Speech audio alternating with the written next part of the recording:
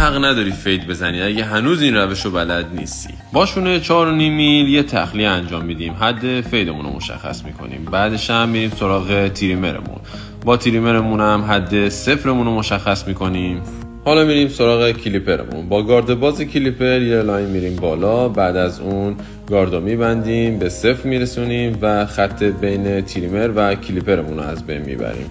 حالا میریم سراغ شونه 3 میل. شونه 3 میل رو میذاریم روی کلیپرمون، گاردو میبندیم، یه چند سانت با کلیپر میریم بالا، یه لاین رو مشخص میکنیم، بعد از اون گاردو باز میکنیم و یه لاین گارد باز شونه 3 میل هم انجام میدیم. حالا میریم سراغ شونه 1.5 میل و خط بین گارد باز و شونه 3 میلمون رو از بین میبریم. مهمترین نکته در این فید اینه که خط گایدلاین آخرمون رو با شونه فید از بین ببریم. برای اینکه فید شفافی داشته باشیم، لکه‌گیری با قیچی کات حتما باید انجام بشه. و در نهایت لاینی که با تریمر قرار بود بزنم و این بار با تیغ شیپ میکنم. این هم از فاینال کارمون. امیدوارم که خوشتون اومده باشه. پیج منم فالو کن، قراره کلی آموزش‌های رایگان براتون بذارم.